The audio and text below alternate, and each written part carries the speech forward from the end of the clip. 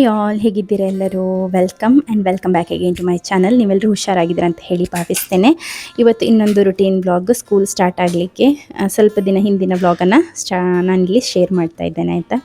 ಇಲ್ಲಿ ಮಗು ಕೂಗಿದ್ರೆ ಸಾಕು ನಮಗೆ ಡೇಲನ್ನು ಕರೀಲಿಕ್ಕೆ ಅಂತ ಹೇಳಿ ಬರ್ತಾನೆ, ಬೇಗ ನೋಡಿ ಒಮ್ಮೆ ಅಂತ ಹೇಳಿ. ಅವನಿಗೆ ಟೆನ್ಷನ್ ಆಗುವಂಥದ್ದು ಬೇಬಿ ಕೂಗಿದ ಕೂಡಲೇ. ಟೆನ್ಷನ್ ಅಂತ ಹೇಳಿದರೆ ಅದು ಒಂದು ಸೈಡ್, ಆದರೆ ಅವನನ್ನು ಕೂಗಿಸೋದೇ ಅವನಾದರೆ ಎಂತ ಮಾಡೋದಲ್ಲ, ನಮಗೆ ಸಹ ಗೊತ್ತು ಅವನೇ ಕೂಗಿಸಿದ್ದು ಅವನೇ ನೋವು ಮಾಡಿದ್ದು ಅಂತ ಹೇಳಿ. ಅಂದರೆ ಅವನಿಗೆ ಜೆಂಟಲ್ ಆಗಿ ಮುಟ್ಲಿಕ್ಕೆ ಗೊತ್ತಾಗೋದಿಲ್ಲ ಅಲ್ಲ, ಹಾಗಾಗಿ ಅವನೊಂದು ಡೈರೆಕ್ಷನಲ್ಲಿ ಹೋಗ್ತಾ ಇದ್ದರೆ ಆ ಡೈರೆಕ್ಷನಲ್ಲಿ ಏನಾದರೂ ಡೇಂಜರ್ ಅಂತ ಹೇಳಿ ಅವನಿಗೆ ಫೀಲ್ ಆದರೆ ಮಗುವಿದು ಕುತ್ತಿಗೆ ಹಿಡಿದು ಇನ್ನೊಂದು ಕಡೆಗೆ ತಿರುಗಿಸುವಂಥದ್ದು, ಅಥವಾ ಕುತ್ತಿಗೆ ಹಿಡಿದೇ ಅವನ ಇಡೀ ಬಾಡಿಯನ್ನು ಟರ್ನ್ ಮಾಡಿ ಟ್ವಿಸ್ಟ್ ಮಾಡಿ ಬಿಡ್ತಾನೆ. ಸೊ ಹಾಗಾಗಿ ನಾವು ನೋಡ್ತಾನೆ ಇರ್ತೇವೆ. ಮತ್ತು ಕೆಲವೊಮ್ಮೆ ಏನಾಗ್ತದೆ ಗೊತ್ತಾ, ಫ್ರ್ಯಾಕ್ಷನ್ ಆಫ್ ಸೆಕೆಂಡ್ಸಲ್ಲಿ ಏನಾದರೂ ಮಾಡಿಬಿಡ್ತಾನೆ. ಹಾಗೆಯೇ ಏನೋ ಒಂದು ಕುತಂತ್ರ ಮಾಡಿ ಈಗ ನೋವು ಮಾಡಿದ್ದಾನೆ. ಹಾಗೆ ನಮಗೆ ಬೇಗ ಬಂದು ಹೇಳ್ತಿದ್ದಾನೆ ಒಮ್ಮೆ ಅವನನ್ನು ಎತ್ತಿಕೊಳ್ಳಿ ಅಂತ ಹೇಳಿ. ನಾನು ವಾಯ್ಸ್ ಓವರ್ ಕೊಡುವಾಗ ಡೇಲ ನನ್ನ ಹತ್ತಿರನೇ ಇಟ್ಕೊಂಡಿದ್ದೇನೆ, ಯಾಕೆಂದರೆ ಅವನನ್ನು ಇನ್ನೊಂದು ಕಡೆ ಬಿಟ್ಟರೆ ಮಗು ಅಲ್ಲಿ ಹಾಲಲ್ಲಿದ್ದಾನೆ, ಹಾಗಾಗಿ ಅಲ್ಲಿ ಹೋಗಿ ಉಪದ್ರ ಮಾಡ್ತಾನೆ ಅಂತ ನಾನು ಹತ್ತಿರದಲ್ಲಿ ಇಟ್ಕೊಂಡಿದ್ದೇನೆ. ಇಲ್ಲಿ ನಾವು ಬೆಳಿಗ್ಗೆ ಬ್ರೇಕ್ಫಾಸ್ಟನ್ನು ಮಾಡ್ತಾಯಿದ್ದೇವೆ. ಇವತ್ತು ನಮಗೆ ಬ್ರೇಕ್ಫಾಸ್ಟಿಗೆ ಇದು ನಮ್ಮ ಅಣ್ಣನ ಮನೆಯಿಂದ ಇದು ಕೊಟ್ಟಿದ್ರು ಅಂತ ಹೇಳ್ತಾರೆ, ಹಲಸಿನಕಾಯಿ ಇದು ಉಂಟಲ್ಲ, ಪತ್ತೋಳಿ ಅಂತ ಹೇಳ್ತಾರಲ್ಲ, ಅದು ಕೊಟ್ಟಿದ್ರು. ಸೊ ಅದನ್ನೇ ತಿಂತಾ ಇರುವಂಥದ್ದು. ನನಗೆ ಇದಾದರೆ ಈ ಬ್ರೇಕ್ಫಾಸ್ಟ್ ಆದರೆ ಒಂದು 2-3 ಪೀಸ್ ಅಷ್ಟೇ, ಚಿಕ್ಕ ಚಿಕ್ಕ ಪೀಸ್ ತಿನ್ನಲಿಕ್ಕೆ ಆಗುವಂಥದ್ದು. ಹಾಗೆ ಮಕ್ಕಳು ಮುಟ್ಟೋದಿಲ್ಲ, ನಮ್ಮ ಮಕ್ಕಳು ಏನಿದ್ರು. ಹಾಗೆ ನಮ್ಮ ಡೇಲನ್ ಬಂದು ಟೇಸ್ಟ್ ನೋಡಿದಾಗ ಅದರಲ್ಲಿ ತೆಂಗಿನಕಾಯಿ ಅದೆಲ್ಲ ಇರ್ತದೆ ಅಲ್ವಾ, ಹಾಗೆ ವಾಪಸ್ ಅದನ್ನು ಕೊಟ್ಟು ಹೋದ ಅವನು. ಸಿಯೋನಂತೂ ತಿನ್ನೋದೇ ಇಲ್ಲ, ಅವನಿಗೆ ಅಂತ ಹೇಳಿ ಬೇರೆಯೇ ಚಪಾತಿಯನ್ನು ಮಾಡಿ ಕೊಡ್ತೇನೆ ಅಂತ ನಾನು ಆಲ್ರೆಡಿ ಹೇಳಿದ್ದೆ. ಹಾಗೆ ನಾನು ಮತ್ತು ಹಸ್ಬೆಂಡ್ ಮಾತ್ರ ಈ ತಿಂಡಿಯನ್ನು ತಿಂದಂಥದ್ದು ಇವತ್ತು. ಹಾಗೆ ಆ ಕೆಲಸ ಎಲ್ಲ ಆಗಿ ಬ್ರೇಕ್ಫಾಸ್ಟ್ ಇದೆಲ್ಲ ಒಮ್ಮೆ ಕಳೆದ ನಂತರ, ಮಕ್ಕಳದೆಲ್ಲ ಬ್ರೇಕ್ಫಾಸ್ಟ್ ಆದ ನಂತರ ನಾನಿಲ್ಲಿ ಹಿಂದೆ ಒಲೆಗೆ ಬೆಂಕಿ ಮಾಡುವ ಅಂತ ಹೇಳಿ ಬಂದೆ. ನನಗೆ ಇವತ್ತೊಂದು ಕೆಲಸ ಇತ್ತು. ಇವತ್ತು ನಾನು SDM ಇದು ಸಂಘಕ್ಕೆ ಸೇರಿದ್ದೇನೆ. ನಿಮ್ಮಲ್ಲಿ ಎಷ್ಟು ಜನ ಇದ್ದೀರಾ ಹೇಳಿ SDM ಸಂಘದಲ್ಲಿ, ಆಯಿತಾ. ಇಲ್ಲಿ ನಾನು ನಿಮಗೆ Agaro Regency multi cook kettle with ಸ್ಟೀಮರನ್ನು ಇಂಟ್ರೊಡ್ಯೂಸ್ ಮಾಡ್ತಾ ಇದ್ದೇನೆ. ಇದರಲ್ಲಿ ಒಂದೇ ಹೊತ್ತಲ್ಲಿ ನಿಮಗೆ ಬೇರೆ ಬೇರೆ ರೀತಿಯ 2-3 ಡಿಶಸನ್ನು ನಿಮಗೆ ಕುಕ್ ಮಾಡ್ಕೊಳ್ಬೋದು. ನಾನಿವತ್ತು ಇದರಲ್ಲಿ ಎಗ್ಗನ್ನು ಬಾಯ್ಲ್ ಮಾಡಲಿಕ್ಕಿದ್ದೇನೆ. ಸಿಂಪಲ್ ಆಯಿತಾ. ಇದಕ್ಕೆ ನಾನಿಲ್ಲಿ ನೀರನ್ನು ಹಾಕಿ ಕೊಟ್ಟಿದ್ದೇನೆ, ಹಾಗೂ ಇಲ್ಲಿ ಸ್ವಿಚ್ಚನ್ನು ಆನ್ ಮಾಡಿ ನಾಬನ್ನು ಟರ್ನ್ ಮಾಡಿದ್ದೇನೆ. ಈಗ ಇದು ಹೀಟ್ ಆಗ್ತಾ ಇದೆ, ಆಲ್ರೆಡಿ ಬಬಲ್ಸ್ ಬರೋದನ್ನು ನೀವು ನೋಡ್ಬೋದು. ನನಗೆ ಸ್ವಲ್ಪ ಹೊತ್ತಿನ ನಂತರ ಇದರಲ್ಲಿ ಒಂದು ಚಿಕ್ಕ ಕೇಕ್ ಕೂಡ ಬೇಕ್ ಮಾಡಲಿಕ್ಕಿದೆ, ಹಾಗಾಗಿ ನಾನು ಸ್ಟೇನ್ಲೆಸ್ ಸ್ಟೀಲ್ ಸ್ಟ್ಯಾಂಡನ್ನು ಕೊಟ್ಟಿದ್ದೇನೆ. ಇದೆಲ್ಲ ಅಟ್ಯಾಚ್ಮೆಂಟ್ಸ್ ಕೂಡ ಇದರಲ್ಲೇ ಬರ್ತದೆ, ಆಯಿತಾ.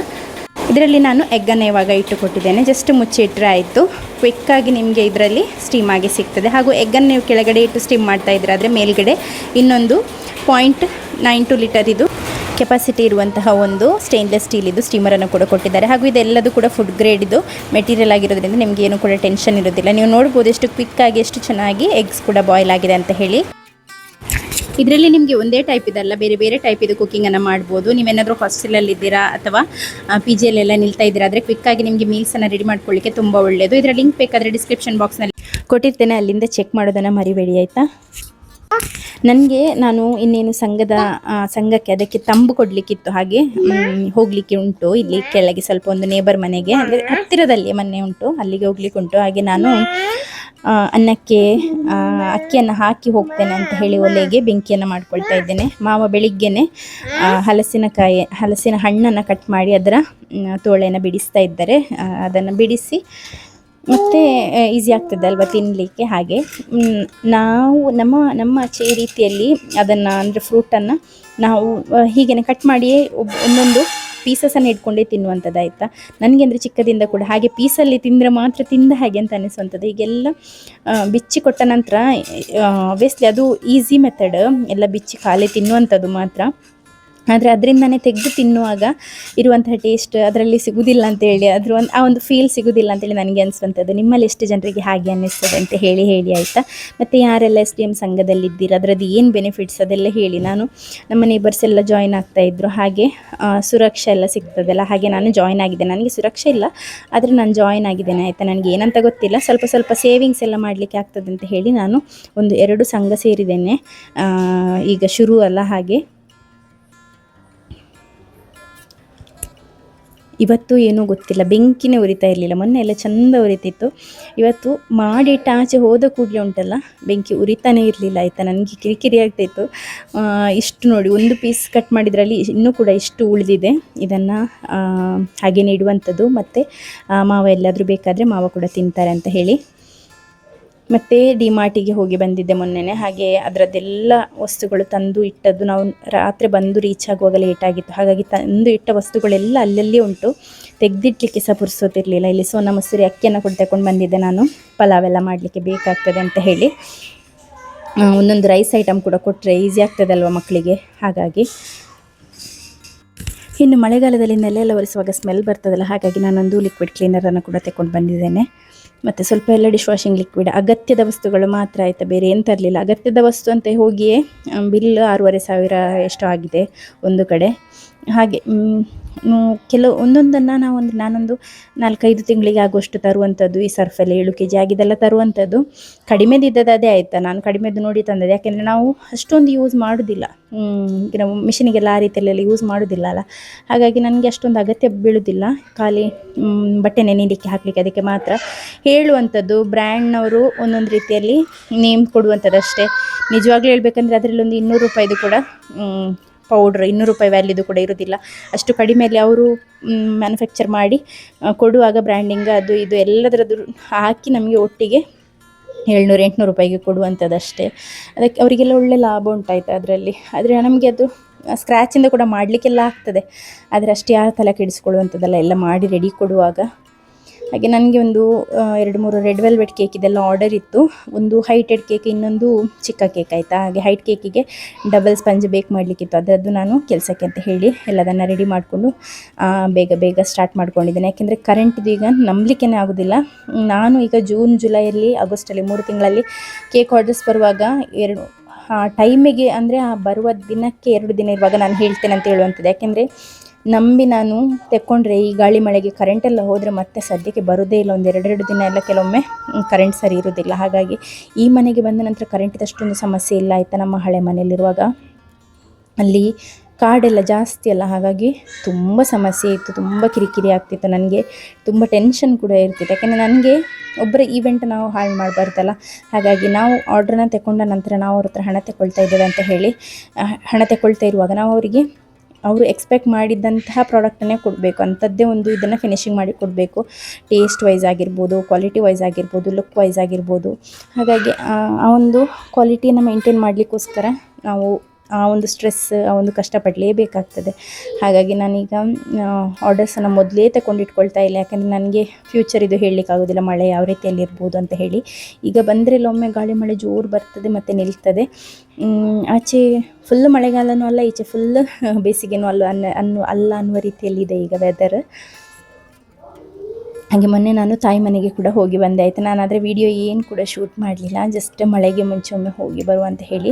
ನನ್ನ ಫ್ರೆಂಡ್ ಒಬ್ಬರು ಬಂದಿದ್ದರು, ಹಾಗಾಗಿ ಅವರೊಟ್ಟಿಗೆ ನಾನು ಹೋಗಿ ಬಂದಂಥದ್ದು. ಅವರಿಗೆ ಆದರೆ ಡ್ರೈವಿಂಗ್ ಗೊತ್ತಿದೆ, ನನಗೆ ಡ್ರೈವಿಂಗ್ ಗೊತ್ತಿದೆ ಅಂದರೆ ಸ್ವಲ್ಪ ಗೊತ್ತಿದೆ, ಗೊತ್ತಿಲ್ಲ ಅಂದರೆ ಪೂರ್ತಿ ಗೊತ್ತಿಲ್ಲ, ಆ ರೀತಿಯಲ್ಲಿ ಆಯಿತಾ. ಏಕೆಂದರೆ ಡ್ರೈವಿಂಗ್ ನಾನು ಲೈಸೆನ್ಸ್ ಆಗಿದೆ ನನಗೆ, ಆದರೆ ನಾನು ತುಂಬ ಕ್ಲಾಸಸ್ ಎಲ್ಲ ತಗೊಳ್ಳಿಲ್ಲ, ಸ್ಟಡಿ ಇಲ್ಲ. ಹಾಗಾಗಿ ಕರೆಕ್ಟಾಗಿ ಗೊತ್ತಿದ್ರೆ ಮಾತ್ರ ಅಲ್ವ ತಗೊಂಡು ಹೋಗಬೇಕು. ನಮ್ಮಿಂದಾಗಿ ಬೇರೆಯವರಿಗೆ ಉಪದ್ರ ಆಗಬಾರ್ದು, ಹಾಗೆ ಪ್ರಾಪರ್ಟಿ ಡ್ಯಾಮೇಜ್ ಕೂಡ ಆಗಬಾರ್ದು. ಅದಕ್ಕೋಸ್ಕರ ನಾನು ಸದ್ಯಕ್ಕೆ ತಗೊಂಡು ಹೋಗ್ತಾ ಇಲ್ಲ.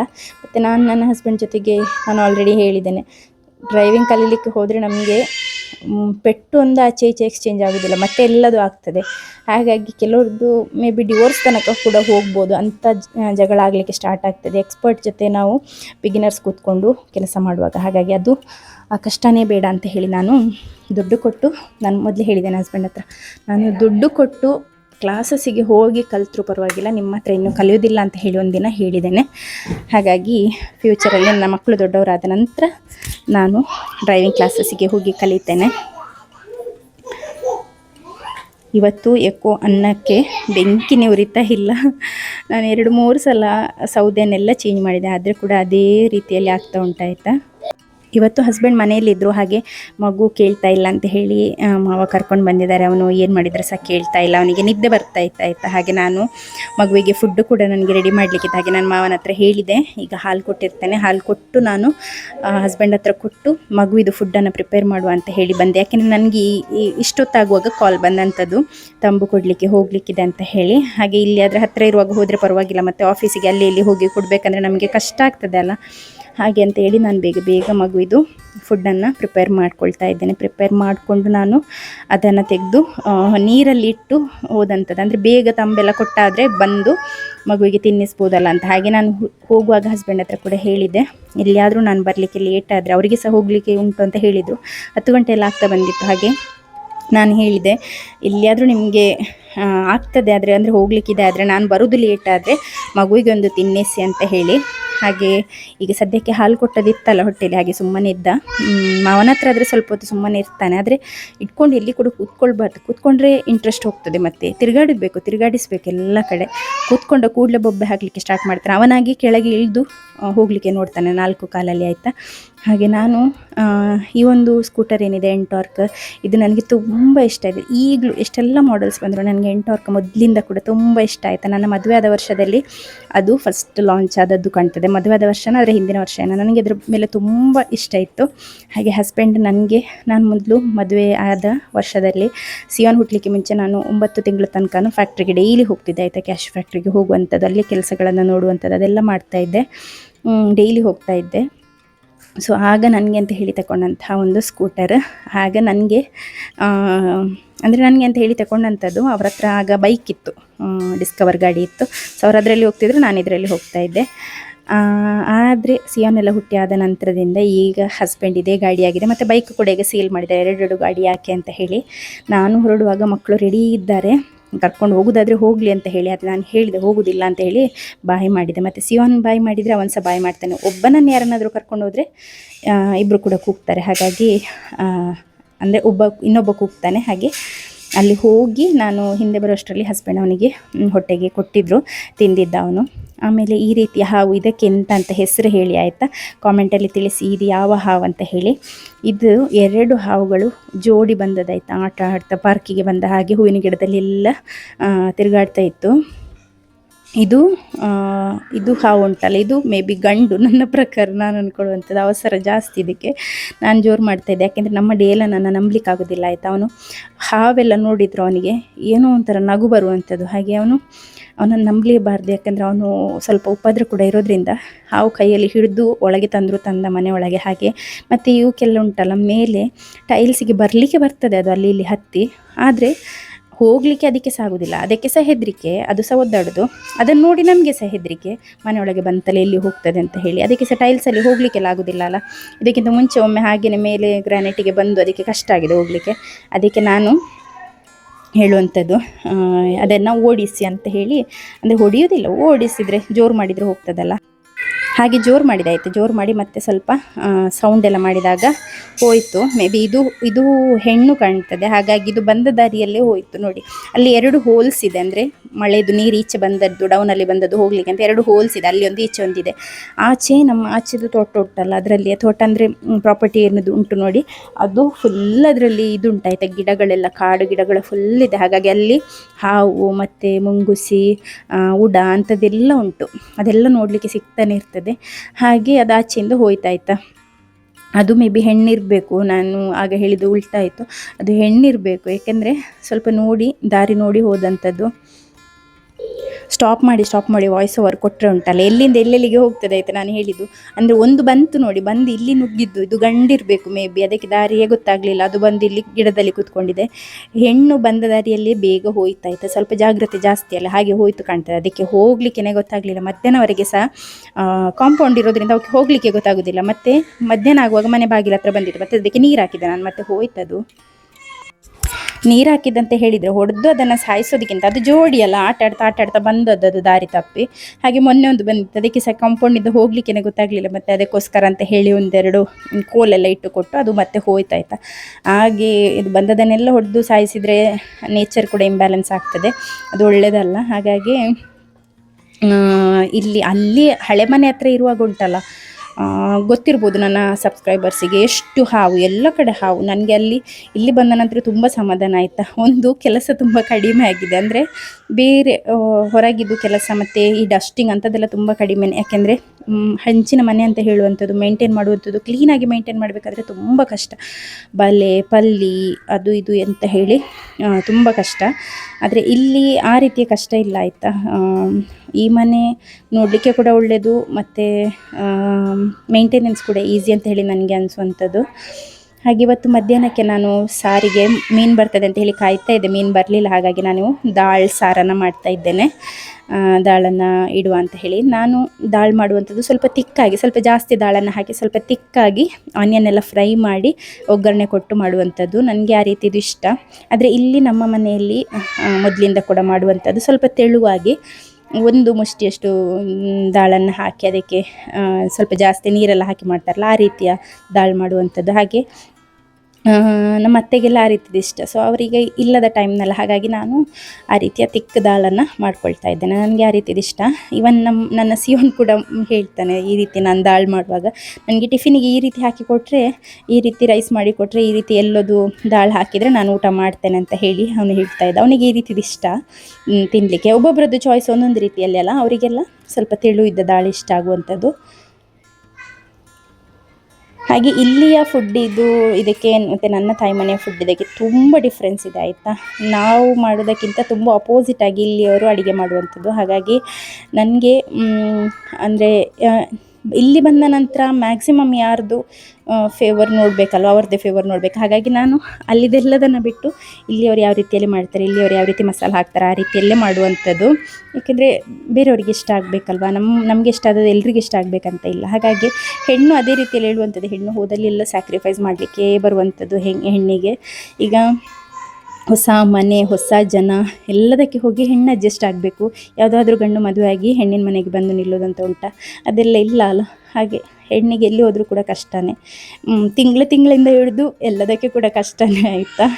ಏನು ಮಾಡೋದಲ್ಲ, ದೇವರ ಆ ರೀತಿಯಲ್ಲಿ ನಮಗೆ ಅದರದ್ದು ಅಂದರೆ ನಮಗೆ ಸ್ಟ್ರೆಂತ್ ಇದೆ ಅಂತ ಹೇಳಿ ಇರಬೇಕು. ದೇವರ ಆ ರೀತಿಯಲ್ಲಿ ನಮಗೆ ಸೃಷ್ಟಿ ಮಾಡಿರುವಂಥದ್ದು. ನೆನ್ನೆ ತಂದದನ್ನು ನೋಡಿ ಉಂಟು, ನನ್ನ ಮಕ್ಕಳು ನೋಡಬಾರ್ದಂತ ಬಾಗಿಲು ಹಾಕಿಟ್ಟಿದ್ದೆ. ಏಕೆಂದರೆ ಇದೆಲ್ಲ ಅನ್ಲೋಡ್ ಮಾಡುವಾಗ ನೋಡಿರಲಿಲ್ಲ ಮಕ್ಕಳು, ಅವರಿಗೆ ಗೊತ್ತಿರಲಿಲ್ಲ. ಹಾಗಾಗಿ ಅವರಿಗೆ ಕಾಣಬಾರ್ದು ಅಂತ ಹೇಳಿ ನಾನು ಬಾಗಿಲನ್ನು ಹಾಕಿದೆ. ಆದರೂ ಕೂಡ ಅದರೊಳಗೆ ಬಂದು ನೋಡಿ ಚಾಕೋಸ್ ಬೇಕಂತ ಹೇಳಿ ಕೇಳಿ ಆಯಿತು. ಹಾಗಾಗಿ ನಾನು ಇಬ್ಬರಿಗೆ ಕೂಡ ಸ್ವಲ್ಪ ಸ್ವಲ್ಪ ಹಾಕಿ ಕೊಟ್ಟಿದ್ದೇನೆ. ನಾನು ಆಗ ಹೇಳಿದ ಹಾಗೆಯೇ ಇವತ್ತೇನು ಅನ್ನ ಬೇಯ್ತಾನೆ ಇರಲಿಲ್ಲ. ಹಾಗಾಗಿ ನಾನು ಅಂದರೆ ಬೇಯಲಿಕ್ಕೆ ಬೆಂಕಿನೇ ನಿಲ್ತಾ ಇರಲಿಲ್ಲ. ಹಾಗಾಗಿ ನನಗೆ ಇಲ್ಲಿ ಮೇಲೆ ಕೆಳಗೆ ಹೋಗ್ತಾ ಇದ್ದರೆ, ಅಲ್ಲಿಬ್ಬರು ಮಕ್ಕಳನ್ನು ಬಿಟ್ಟು ಬಂದರೆ, ಮಾವ ಕೂಡ ವಾಕಿಂಗಿಗೆ ಅಂತ ಹೇಳಿ ಹೋಗಿದ್ರು, ಅಲ್ಲಿ ಬಿಟ್ಟು ಬಂದರೆ ಆಚೆ ಈಚೆ ಹೊಡೆದಾಡ್ತಾರೆ, ಏನಾದರೂ ಮಾಡಿಬಿಡ್ತಾನೆ ಚಿಕ್ಕವನಿಗೆ ಅಂತ ಹೇಳಿ ನನಗೆ ಹೆದರಿಕೆ. ಹಾಗೆ ನಾನು ಅನ್ನವನ್ನು ತೆಗೆದು ಈ ಒಂದು ಚೈನಾ ಪಾಟ್ ಇಲ್ಲಿ ಕಾಣ್ತದೆ ಅಲ್ವಾ ಪಾಟ್, ಅದರಲ್ಲಿ ಇಡುವ ಅಂತ ಹೇಳಿ ಬಂದಿದ್ದಂಥದ್ದಾಯ್ತಾ. ಹಾಗೆ ಇವತ್ತಿನ ವ್ಲಾಗ್ ಇಷ್ಟ ಆಗ್ತದೆ ಅಂತ ಹೇಳಿ ಭಾವಿಸ್ತೇನೆ. ಇಷ್ಟ ಆದರೆ ಲೈಕ್ ಮಾಡೋದನ್ನು, ಚಾನಲ್ಗೆ ಸಬ್ಸ್ಕ್ರೈಬ್ ಆಗೋದನ್ನು, ಹಾಗೂ ಏನಾದರೂ ಒಂದು ಕಾಮೆಂಟ್ ಅಥವಾ ಇಮೋಜಿಯನ್ನು ಹಾಕೋದನ್ನು ಮರಿಬೇಡಿ ಆಯಿತಾ. ನನಗೆ ರಿಪ್ಲೈ ಮಾಡಲಿಕ್ಕೆ ಟೈಮ್ ಆಗೋದಿಲ್ಲ, ಬಟ್ ನಾನು ಓದಿದ ಕೂಡಲೇ ಕಾಮೆಂಟನ್ನು ಲೈಕ್ ಮಾಡ್ತೇನೆ. ಹಾಗೂ ನಾನು ಯೂಸ್ ಮಾಡೋ ಪ್ರಾಡಕ್ಟ್ಸ್ಗಳದ್ದು, ನಾನು ಸೇಲ್ ಮಾಡುವ ಪ್ರಾಡಕ್ಟ್ಸ್ಗಳದ್ದು ಲಿಂಕ್ ಮತ್ತು ಏನಾದರೂ ಡೀಟೇಲ್ಸ್ ಬೇಕಾದರೆ ವಾಟ್ಸಪ್ ಅಥವಾ ಡಿಸ್ಕ್ರಿಪ್ಷನ್ ಬಾಕ್ಸ್ ಚೆಕ್ ಮಾಡಿದರೆ ಆಯ್ತಾ, ಅಲ್ಲಿ ಇರ್ತದೆ ಎಲ್ಲದರದ್ದು ಲಿಂಕ್ ಕೂಡ. Thank you so much for watching. Bye.